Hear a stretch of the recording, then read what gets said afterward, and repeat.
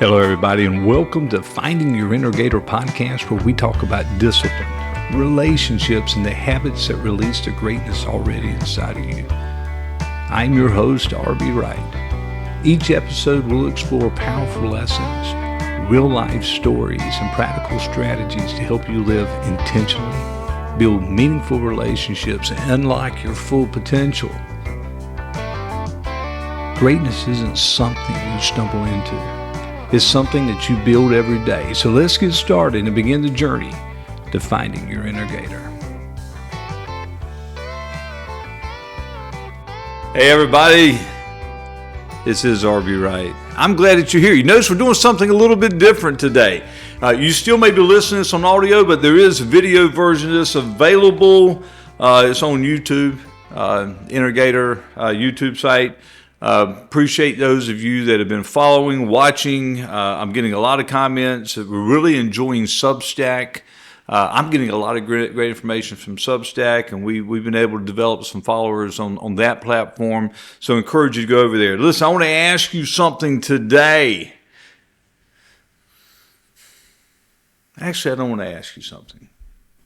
Let me tell you a story. Y'all know I like to tell stories. Let me tell you a story first, but let me start by saying that pressure does not always create the problem. Sometimes pressure simply reveals a fracture that was already there.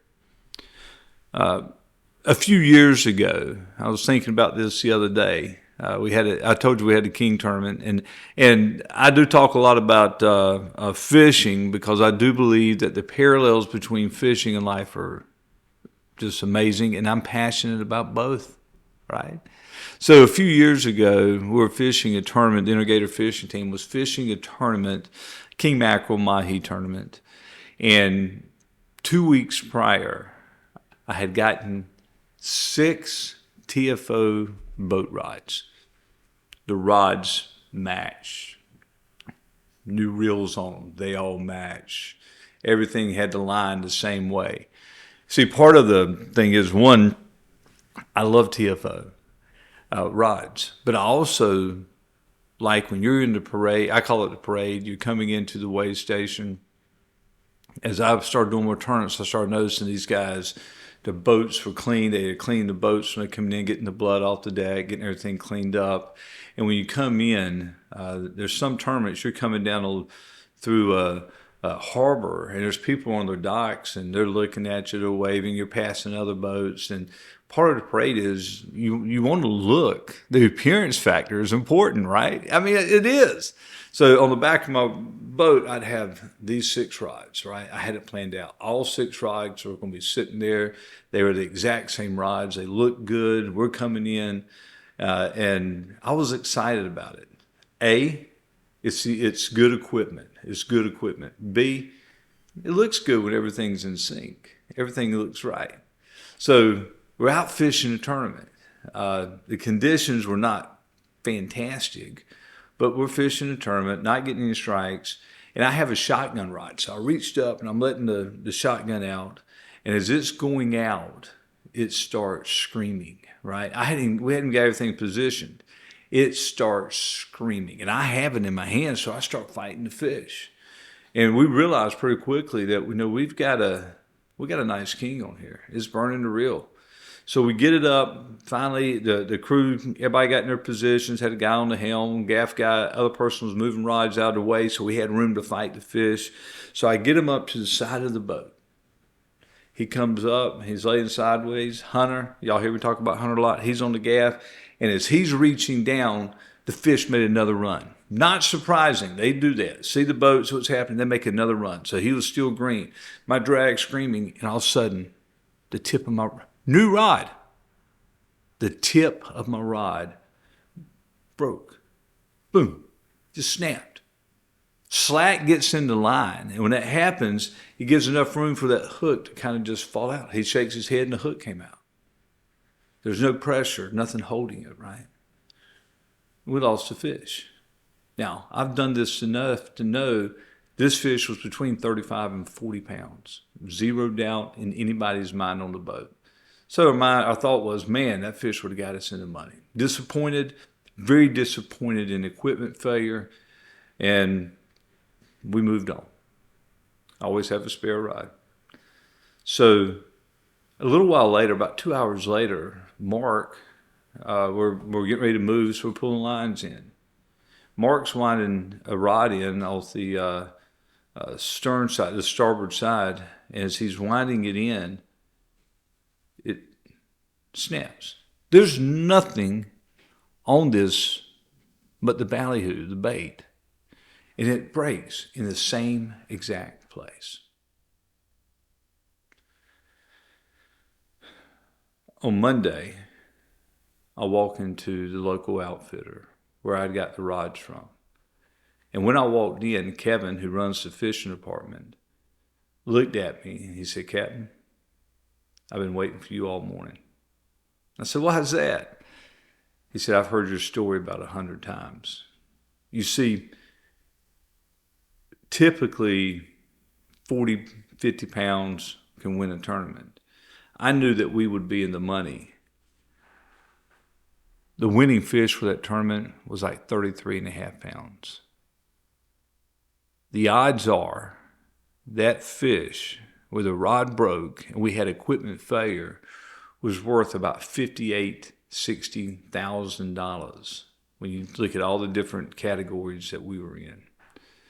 So that hurt me a little bit, right? I wasn't happy, but I was still very disappointed in the equipment failure.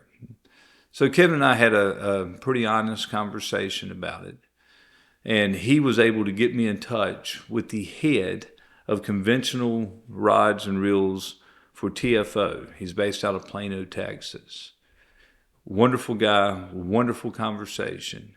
And I said, "Listen, I've came back and I've measured. And both of these rods failed at 16 and 7/8 inches. Exactly, both of them. So you've got something in your design that is creating a fundamental flaw, right? And it cost me money. It's a fundamental flaw." He said, "Give me about 10 minutes. I just thought of something." He called me back. And he said, "RB, I think I identified where the issue is. When you said 16 and 7/8, it triggered something in my mind. When these rods are shipped, they wrap them in cardboard individually, so they're wrapped around. And there's a guy with a stapler that goes and he staples different locations. One of the first places for him to staple was at 16 and 7/8 of an inch. So human error, he was getting too close, not on the rod, but close enough where that staple was probably creating a small fracture.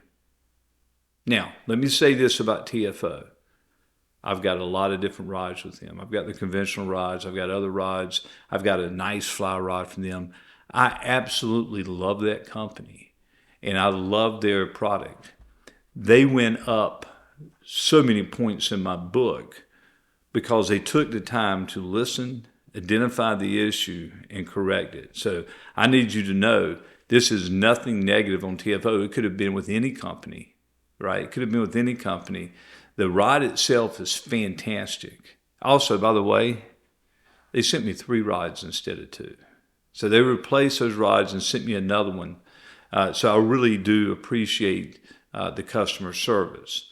My point of the whole thing that I think is something that you need to really grasp is the staple had created a tiny splinter, a hidden fracture.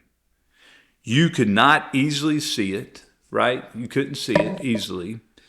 The rods looked perfect. They did. They're beautiful rods. But the damage already existed. And when enough pressure was applied, that invisible fracture became the breaking point. That is the part of the story I've never forgotten. That lesson was worth more to me than the $60,000, to be honest with you. The pressure did not create the fracture. The pressure revealed it. Life works that way too, right? We usually focus on the moment that something finally breaks. The argument that damages the marriage. The day someone walks away from business. The health diagnosis. The financial crisis. The moment our confidence collapses. But that's not, that break right there, that's not where the story begins, guys. That's where the damage became visible. That's where it became visible. Long before the marriage breaks, there's probably been years of neglected conversations. Long before our health forces us to pay attention, there may have been hundreds of small choices that we convinced ourselves did not matter, right? I'll eat this today. I'll smoke this today. I'll drink this today. Well, it ain't gonna hurt me. Then all of a sudden you wake up one day and you're like, wow, how did this happen? Sometimes the fracture is a compromise. Sometimes it's an untreated wound. Sometimes it is resentment. Sometimes it's pride. Sometimes it's a habit that we keep defending because admitting the truth would require us to change. Think about that. It's the break that gets our attention. It's the fracture that deserves our attention. Most of us spend an enormous amount of energy repairing what happened on the surface.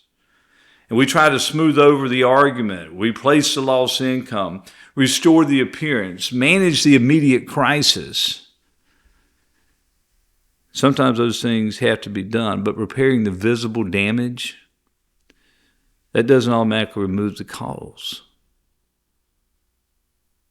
Doesn't remove the cause. You know, in the book that we've been working on, one of the laws is the law of cause. Really digging deep to try and figure out what created the break. Where is that fracture at?